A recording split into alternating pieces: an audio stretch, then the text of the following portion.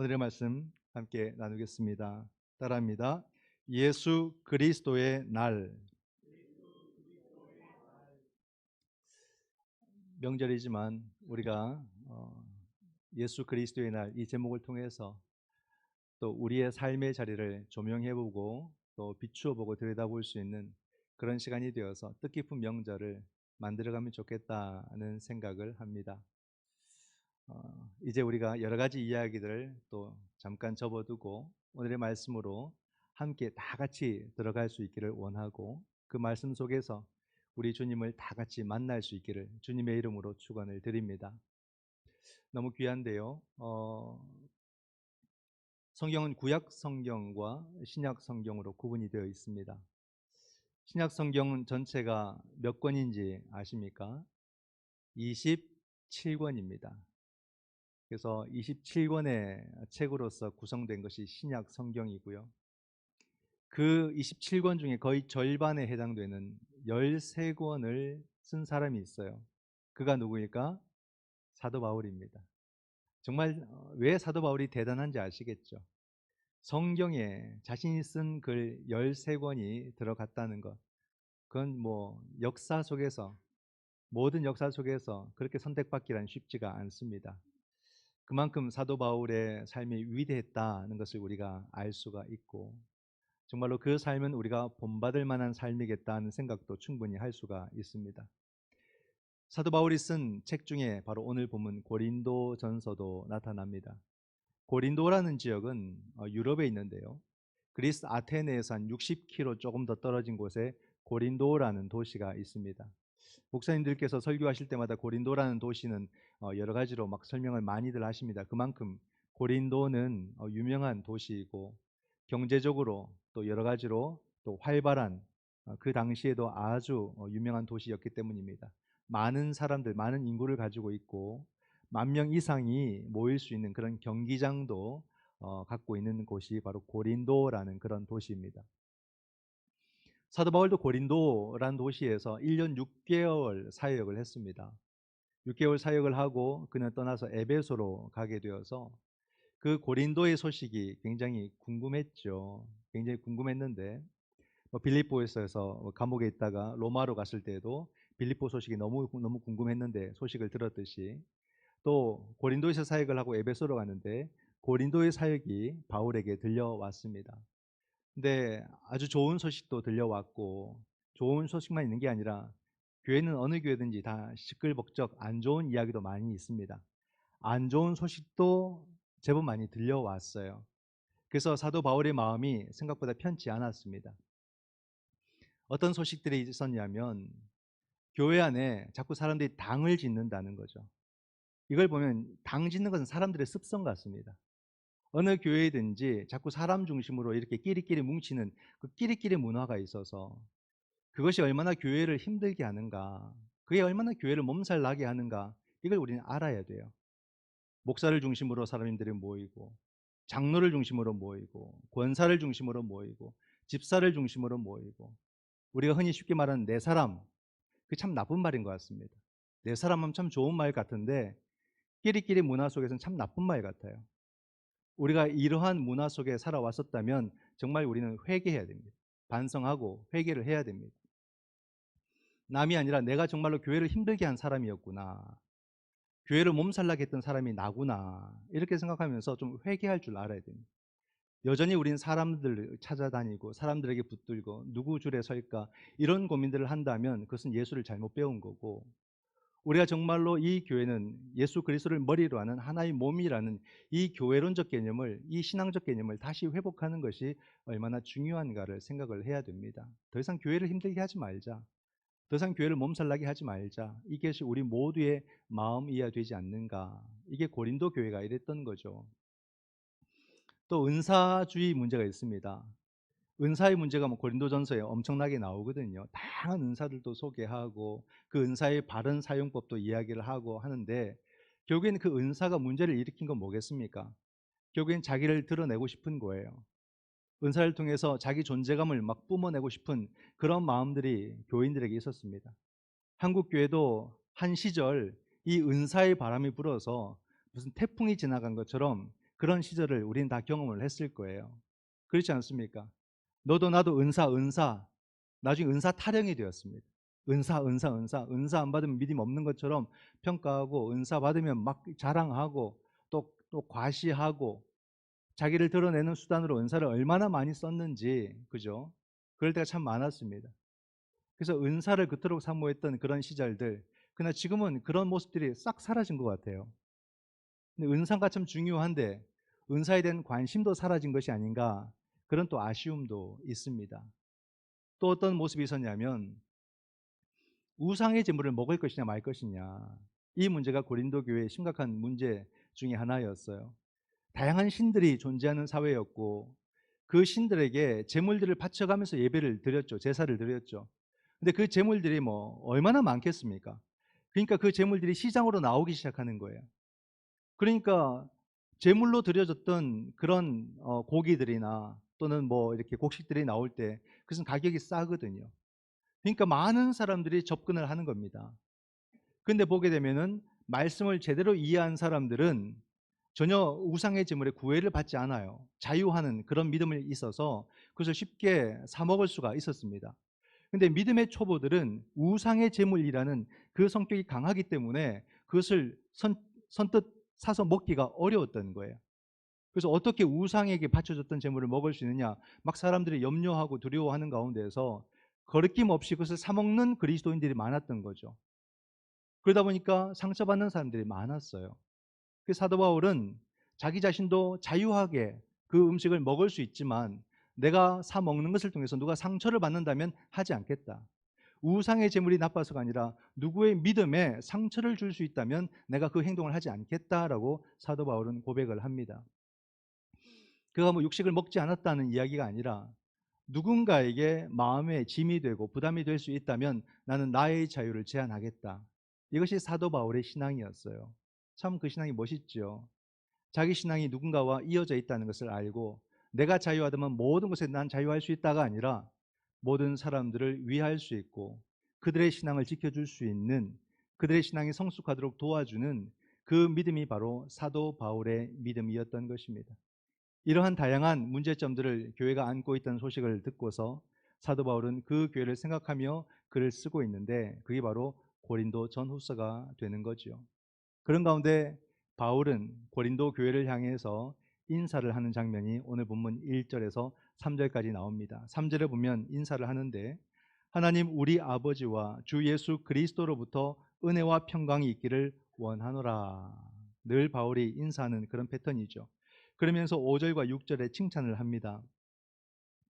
이는 너희가 그 안에서 모든 일 곧 모든 언변과 모든 지식의 풍족함으로 그리스도의 증거가 너희 중에 견고하게 되어 언변과 모든 지식에 풍족하고 그리스도의 증거가 너희 가운데 견고하다. 즉 고린도 교회 하나의 특징은 뭐냐면 말씀 훈련과 말씀 교육이 잘 되어 있다는 것을 우리가 알 수가 있습니다. 이런 훈련들이 잘 되어 있다 보니까 말씀을 우리가 더 깊이 이해한 사람들은 우상의 제물에도 자유할 수 있었던 그런 행동이 나오고 이제 막 시작하는 사람들은 그것을 받아들이기 어렵고 그런 차이와 갭이 있었다는 것을 알 수가 있죠. 그런데 7절과 8절 말씀에 보게 되면은 이 인사와 전혀 다른 맥락의 이야기를 갑자기 끄집어냅니다. 너희가 모든 은사에 부족함이 없이 우리 주 예수 그리스도의 나타나심을 기다림이라 주께서 너희를 우리 주 예수 그리스도의 날에 책망할 것이 없는 자로 끝까지 견고하게 하시리라. 오늘 저는 바로 이 말씀을 여러분과 나누고 싶습니다. 7절과 8절 말씀이죠. 두 가지를 보십시오. 주 예수 그리스도의 나타나심 그리고 우리 주 예수 그리스도의 날. 이 두 가지가 바로 지금 우리가 맞이하고 있는 주현절의 의미를 그대로 담고 있습니다. 주현절이란 뭡니까, 여러분? 절기를 항상 잘 기억하십시오. 매년 돌아오니까. 주현절이란 참 인간이신 예수 그리스도를 우리가 따르고 배우는 가운데서 그분을 통해서 어느 순간 문득 하나님의 모습이 느껴지고 경험되는 것을 주현절이라 하는 거죠. 바로 예수님에게서 그리스도의 모습을 보게 되는 하나님의 모습을 보는 사건을 바로 주현절이라 말합니다. 변모산 사건도 그렇고요. 어떻게 사람에게서 하나님의 그 느낌을 가질 수 있을까? 사람들이 예수님을 하나님으로 알기 시작한 그것을 바로 이 주현절을 통해서 기억나게 하는 겁니다. 예수 그리스도의 나타나심, 예수 그리스도의 날, 이것은 뭘 말하냐면 재림 신앙을 말하는 거예요. 결국에는 우리는 그 예수님을 진정한 하나님으로 다시 만나게 될 텐데, 그것이 언제? 바로 예수 그리스도의 재림을 통해서 이루어질 것이다 라는 사실입니다. 그런 가운데 사도 바울은 이 고린도전서에서 예수님의 재림에 관한 여러 가지 이야기들을 하고 있습니다. 한번 찾아보게 되면요, 고린도전서 11장 26절을 보게 되면 성찬에서 제가 또 자주 사용하는 말씀인데, 너희가 떡을 먹으며 이 잔을 마실 때마다 주의 죽으심을, 보세요, 그가 오실 때까지 전하는 것이니라. 주의 재림을 말합니다. 우리가 성찬을 하는데, 교회가 성찬을 하는데, 교회가 언제까지? 교회는 역사에서만 존재하는 공동체가 교회예요. 그 교회가 주님이 오실 때까지, 재림 때까지 바로 우리는 주의 죽으심을, 또한 주의 살아나심을 우리가 기억하는 사건이 바로 성찬이라는 것을 알 수가 있습니다. 또 15장 23절을 보게 되면 부활을 설명하면서 이렇게 말씀을 하십니다. 각각 자기 차례대로 되리니 먼저는 첫 열매인 그리스도요, 다음에는 그가 강림하실 때, 재림이죠, 강림하실 때 그리스도에게 속한 자요. 이게 무슨 말입니까? 부활의 첫 열매는 예수님이에요. 즉 죽었던 생명이 다시 살아나는 그 첫 사건은 예수 그리스도란 말입니다. 근데 나중에 우리 주님께서 재림하실 때에는 그 부활의 열매, 이제 우리가 부활의 열매들이 되기 시작하는데, 그때의 처음 열매들은 누구냐면 예수 그리스도를 믿었던 우리들이죠. 저와 여러분들, 그리스도인들이 먼저 살아나게 되고, 그 다음에 예수를 알지 못한 자들이 일어나게 되는 그런 순서가 있다는 것을 말해줍니다. 언제? 주님이 강림하실 때. 그리고 마지막 대목인 고린도전서 16장 22절을 보면, 만일 누구든지 주를 사랑하지 아니하면 저주를 받을지어다. 우리 주여 오시옵소서. 우리 주여 오시옵소서. 재림을 갈망하는 성도의 태도와 자세 아닙니까? 우리 주여 오시옵소서, 이것은 마라나타 문장이에요. 이 본문을 찾아보게 되면 주가 달려 있습니다. 1 해서 괄호가 되어 있는데 밑에 1을 찾아보게 되면 마라나타, 아람어 이렇게 나옵니다. 이게 바로 주 예수여 오시옵소서라는 우리의 신앙 고백을 마라나타라는 아람어를 통해서 설명해 주고 있는 것이고, 대표적인 본문이 요한계시록에 나옵니다. 계시록 22장 20절에 보게 되면, 이것들을 증언하신 이가 이르시되 내가 진실로 속히 오리라 하시거늘 아멘 주 예수여 오시옵소서라고 하면서 요한계시록이 딱 끝이 나죠. 이게 전부 다 여러분 뭘 말하냐면 재림신앙을 말하는 거예요. 우리의 신앙이 재림신앙이라는 것을 말합니다. 근데 재림신앙을 모르는 그리스도인들은 없어요. 주님이 다시 오신다. 초림의 주님은 오셨잖아요. 성탄절을 우리가 기념하는 이유가 거기에 있지 않습니까? 근데 재림신앙은 이 초림이 있었기 때문에 더 믿을 수 있고 더 확고한 신앙인데, 의외로 오늘날 그리스도인들이 재림신앙을 알기는 알지만 실제 자기 삶의 주제로 붙들고 살진 않는다 이 말이에요. 이게 오늘 저와 여러분들의 문제입니다. 문제. 이게 진짜 우리에게 정말 문제가 아닐까 싶어요. 재림신앙은 아는데 내 삶의 중요한 삶의 근거로 삼고 살아가지는 않는다. 왜 그럴까? 곰곰이 생각해 보니까 크게는 세 가지인 것 같아요. 우선 멀다는 거예요. 재림, 역사의 종말, 끝. 즉 그것을 우리가 인간의 24시간 시간으로 계산하는 겁니다. 그러니까 먼 훗날에 올 것이다 라고 시간 속에서 멀리 두고 있는 거예요. 그러니까 멀리 있으니까 내 것이 아니다는 마음이 있는 것이고, 멀리 있으니까 선명하지 않아서 어려운 주제다. 재림신앙은 어려운 주제다. 이렇게 생각을 한다는 겁니다. 그리고 멀리 있는 거니까 현실과 무관하다. 이렇게 본다는 거죠. 이런 문제점들을 우리가 안고 있는 거예요. 멀리 있고 어렵고 현실적이지 않다. 이렇게 재림신앙들을 우리가 이해하고 있기 때문에 나의 믿음의 고백으로 나의 삶의 행동으로까지 못 가져온다 이 말이에요. 그러나 여러분, 이것은 우리가 기독교 신앙을 온전히 배우지 못하면서 오는 그런 부족함이 아닐까요? 기독교 신앙은 모든 전제가 종말론적이고 항상 현실적입니다. 종말론적이라는 것은 종말을 현실로 가지고 사는 사람, 주님의 오심을 오늘로 가지고 사는 사람, 예수 그리스도께서 다시 오신다는 것을 오늘의 나의 고백과 오늘의 나의 선택과 오늘의 나의 행동으로 가지고 살아가는 사람, 이게 그리스도인의 삶의 자세고, 그렇다면 이 종말론적 신앙은 오늘 우리 모두가 붙들고 살아가야 될 굉장히 중요한 주제인데 멀리 두는 거죠. 미루어 두는 거죠. 성경이 말하니까 받아들이고 내가 알긴 아는데 오늘 나의 삶과는 무관한 것 같고, 또 모르고 살아도 내 삶에 큰 문제는 없어 보이고, 그렇지, 그죠? 우리가 예배 자꾸 빠져도 내 삶에 큰 문제가 없다는 걸 자꾸 경험하고 나니까 과감하게 예배를 빠지는 거예요. 기도하지 않아도 내 일이 되고 안 되고 크게 문제가 없는 것처럼 느껴지니까 기도를 안 하는 거예요. 말씀을 붙들지 않아도 내가 배운 지식과 내가 어떤 그 경험했던 지식과 살아도 내 삶을 살기에 부족함이 없다고 생각하니까 말씀을 붙들지 않는 거예요. 이게 얼마나 어리석은 그리스도인의 삶의 태도일까. 정말로 하나님이 살아계시다는 것을 믿는다면 그 모든 신앙을 현재화할 수 있어야 되는 거죠. 오늘 우리에게 결핍되어 있고 우리에게 부족한 것은 이 믿음을 오늘 나의 고백과 나의 결단과 나의 삶으로 가져오지 못함에 있다는 것입니다. 그러므로 여러분, 이건 너무나도 중요한데, 예수 그리스도의 나타나심과 예수 그리스도의 나를 우리가 온전히 믿는 것은 아직은 부족한다 할지라도 그것이 무엇을 말하는지는 우리가 알아야 되는 겁니다. 그럴 때 어느 순간 와닿는 순간이 있어요. 근데 이것조차도 전혀 까마득히 모르고 있다면 와닿는 순간을 못 갖는 거예요. 성경이 말하는 것을 꾸준히 묵상하고 읽어 나아감으로써 바로바로 믿음이 되는 것은 아니지만 어느 순간에 성령께서 나를 만져주실 때에 그 말씀이 내게 현재화되는 것을 경험하게 되는 거죠. 우리가 그리스도의 이 재림을 내 삶 속에 늘 기억하고 살아가다 보게 되면 그것이 어느 순간 나를 건드리는 일이 되기 시작하는 거예요. 그럴 땐 생각이 달라지고 판단이 달라지게 되고 행동이 달라지게 되어 있습니다.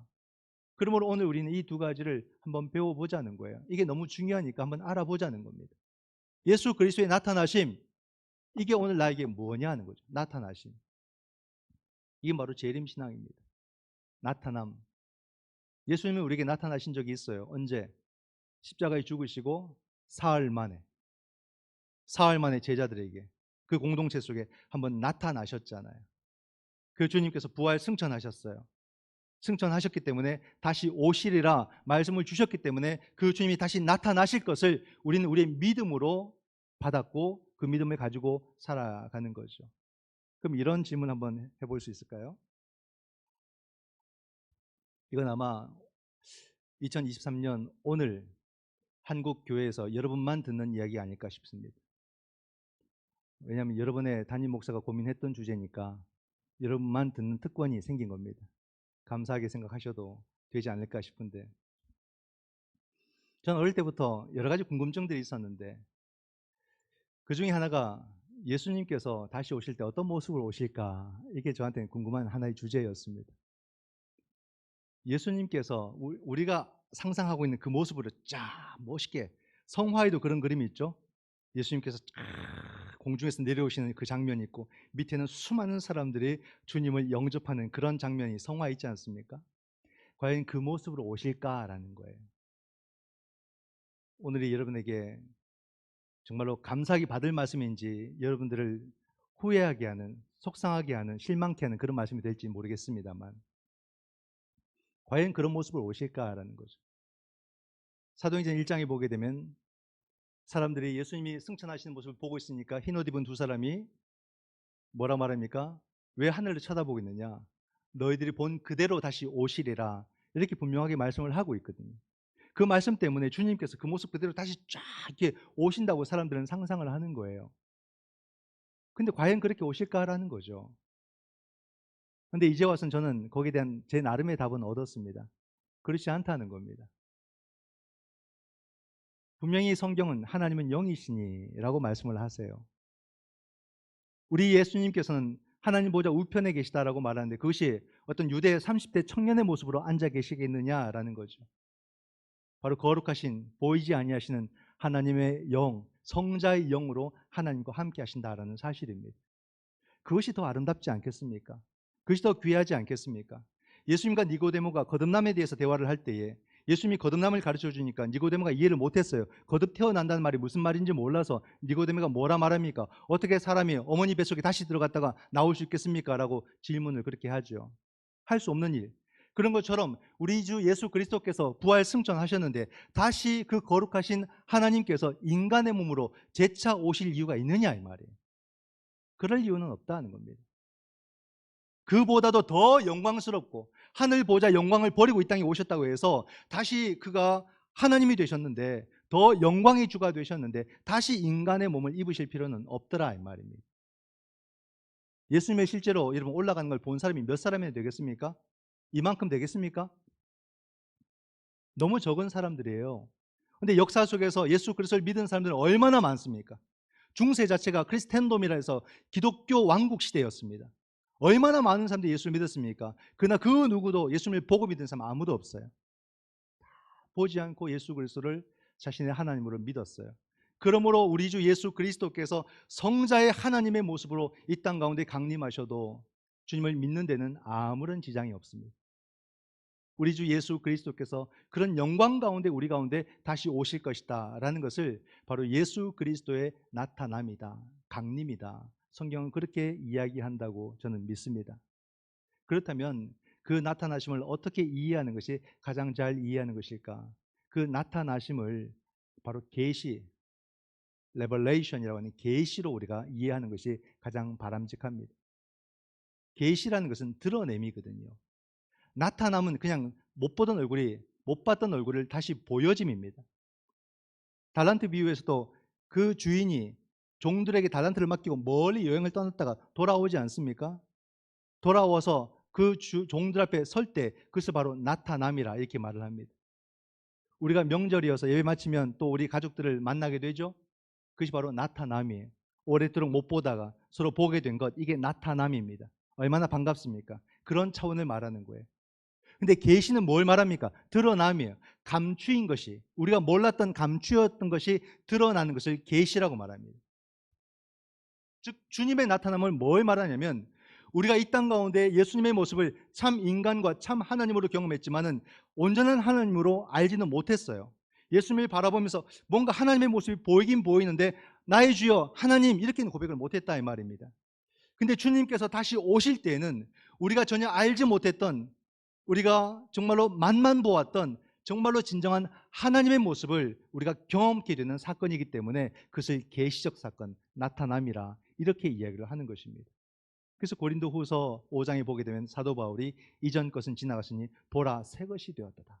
완전히 새로운 존재가 우리 가운데 임하는 것이 예수 그리스도의 강림 사건이다. 주님이 오신다는 것이 우리에게 여러분 어떤 의미를 전해줄까요? 주님이 오신다는 것은 그냥 어떤 분이 오신다는 것이 아니라 우리 모두가 비로소 참된 생명을 얻게 되고 경험하게 된다라는 말입니다. 이게 얼마나 놀라운 사건인지 몰라요. 우리가 여러분 생명을 가지고 이 땅을 살아가는데 여기 다 그리스도인들이잖아요. 한번 물어볼까요? 여러분들은 죽는 것을 어떻게 생각합니까? 내가 정말로 영원한 삶을 산다는 것을 어떻게 생각합니까? 간절함이 믿습니까? 막 고대되고 기다려 주십니까? 아니면 내가 죽을까 봐, 내가 어떻게 될까 봐 맨날 염려하고 어떻게 몸을 더 건강하게 할까? 어떻게 더 잘 살까? 어떻게 더 운동을 해서 더 오래 살까? 막 그런 고민들로 하루하루를 살아가지 않습니까? 그 말은 우리가 영원한 생명보다는 이 땅의 생명에 미련을 버리지 못한다는 거예요.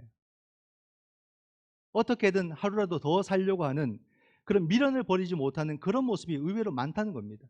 이 땅의 삶이 소중하기 때문에 내가 더욱더 내 생명을 온전히 이 땅을 통해서 살아가는 것은 바람직한 것인데 우리가 영원한 생명을 바라보지 못하고 이 땅의 생명이 불 꺼지면 어떡할까 그런 염려와 두려움으로 살아가는 것은 기독교 신앙이 아닌 거잖아요. 근데 오늘날 그리스도인들이 내가 이러다 죽으면 어떡할까 이런 염려와 걱정에 너무 빠져 산다 이 말입니다. 그것은 하나님의 생명을 기대하지 못하는 거죠. 근데 우리 주 예수 그리스도께서 오시면서 우리에게 허락하실 그 참 생명은 예수님께서 말씀하신 무엇을 입을까, 무엇을 마실까, 무엇을 먹을까 염려하지 마라. 근데 우리는 늘 그 염려에서 온전히 벗어나지 못하기 때문에 여기에 안주하고 미련 두고서 죽을까 봐 걱정하지만 주님이 주신 참 생명, 그 생명을 경험하고 나면 그 생명 위에 뭔가 덧붙이고 싶은 게 아무것도 없어지는 거예요. 그 생명이 어떻게 될까 봐 먹어야 되고 입어야 될 것, 마셔야 될 것이 아무것도 필요 없다는 것을 비로소 알게 되는 거예요. 정말로서 내 생명이 참 자유함을 그때 가서야 비로소 온전히 경험하고 누리게 되는 사건이 우리 주님의 오심의 사건이다 이 말입니다. 그러므로 예수 그리스도께서 나타나심을 기다린다는 말은 결국 어디까지 가느냐? 그의 계시와 더불어서 우리의 영원한 생명, 참 생명을 얻고 누리는 데까지 가는 것이 주님의 나타나심이에요. 그러니까 우리가 그날을 왜 사모해야 되는지, 왜 그날을 고대하고 왜 오늘을 그렇게 깨어서 살아가야 되는지가 너무나도 분명하고 선명한 거 아니겠습니까? 주님을 통해서만이 우리의 생명의 그 한계점을 극복하게 되고 참된 자유와 온전함을 우리의 모든 생명들이 함께 누리게 되는 그 날을 우리가 기다리며 사는 것이 바로 우리들의 종말론적 신앙이고 재림 신앙이다라는 것이지요. 또 한 가지가 뭡니까? 예수 그리스도의 날이라고 말을 합니다. 예수 그리스도의 날은 어떤 날일까요? 따라합니다. 심판의 날. 예수 그리스도의 날은 심판의 날이에요. 근데 보게 되면 우리 아마 30대까지는 40대도 그럴까요? 30대까지는 크게 교회를 통해서 그런 경험이 거의 없을 것 같고요. 저 때는 많은 경험을 했는데 이전에 우리 선배들, 어르신들 교회 생활할 때 심판에 대한 이야기를 엄청 들었던 것 같아요. 목사님들이 설교할 때마다 이 심판을 얼마나 강조하는지 우리의 신앙이 그래서 옛날에는 좀 무거웠어요. 무서웠어요. 심판을 너무너무 이야기 많이 했습니다. 목사님들 또 부흥사들 심판하면 막 지옥 그리고 불 꺼지지 않는 뭐 유황불 구더기 막 지옥 개념을 얼마나 다양하게 설명을 했는지 너도 나도 그 심판 이야기만 막 두려웠습니다. 근데 가만히 생각해 보면 그런 걸 통해서 믿음을 강요하고 그런 것을 통해서 막 봉사와 섬김을 요구하고 그럴 때 참 많았거든요. 공포심을 이렇게 이용을 해서 사람들의 마음을 이끄는 그런 것은 썩 좋은 방법은 아니었다는 생각을 하게 됩니다. 여러분, 예수 그리스도의 날은 심판의 날이 맞습니다. 근데 그 심판의 날이 뭐냐는 거예요. 성경이 말하는 심판의 날은 우리를 두렵게 하고 무섭게 하는 날이 아니라 구원의 날인 거예요. 우리가 연약한 생명을 갖고 살아가지 않습니까? 늘 나의 판단이 부족하고 나의 삶이 부족하고 연약하고 실수도 많고 잘못도 많고 내가 언제쯤 온전해질까? 나는 주님 앞에서 내가 판단받고 심판받아서 내가 잘못되지 않을까? 그런 염려로 살아갔는데 그런 염려의 모든 삶이 주의 심판으로 말미암아 참된 구원에 이르게 되는 더 이상 염려하지 않게 되는 그 날이 바로 심판의 날이라고 성경은 말해주고 있는 거예요. 그렇기 때문에 우리 주님께서 뭐라 말합니까? 주의 날에 책망할 것이 없는 자로 하나님께서 고린도 교회 모든 성도들을 세우신다. 그렇게 말씀을 해주고 있는 겁니다. 이건 칭찬이기도 하면서 또한 경고의 메시지이기도 합니다. 정말로 우리가 그 심판의 날이 모두에게 기쁨과 감사의 날이 되도록 오늘을 그래서 여러분 재림신앙은 오늘을 깨워서 바르게 살도록 우리를 이끌어주는 신앙이라는 것을 말해주는 거죠. 재림신앙은 미래적인 것이 아니라 지극히 현재적인 거다 이 말입니다. 주의 날에 우리 모두가 책망 없는 자로 설 수 있도록 그렇게 하루하루를 우리가 바르게 살아가는 것이 참 재림신앙 아니겠습니까? 이렇게 사도 바울이 우리에게 말하고 있는 거예요. 그렇기 때문에 우리가 잊지 말아야 될 것은 여러분 주의 날을 잊지 마십시오. 한 주를 살 때는 안식일을 잊지 마시고요. 우리가 한평생을 살 때는 주의 날을 잊지 않고 살아가는 것이 성도의 삶의 태도와 자세다 이 말입니다.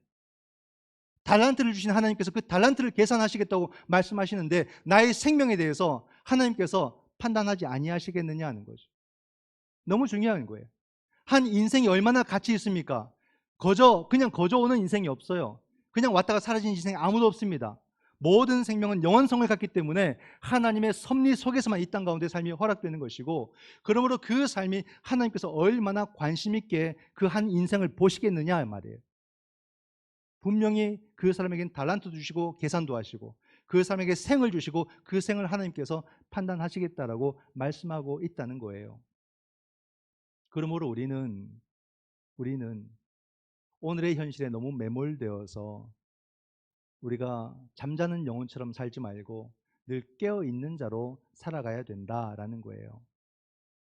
무엇이 나의 참된 현실인가? 이걸 한번 느껴볼까요, 여러분? 저보다 더 배운 사람도 계실 것이고 저보다 더 앞선 세대도 계실 것이고 뭐 오늘의 더 젊은 이들도 있을 것이고, 그건 한번 서로 한번 대화를 한번 해보죠. 무엇이 우리의 참된 현실이냐 이 말입니다. 내가 돈을 벌고 살아가고 내가 친교하고 살아가는 그 모든 것이 내 눈에 보이는 것이 참된 현실이다 이렇게 말할 수도 있겠지만은, 그보다 더 본질적인 참된 현실도 있다 이 말이에요.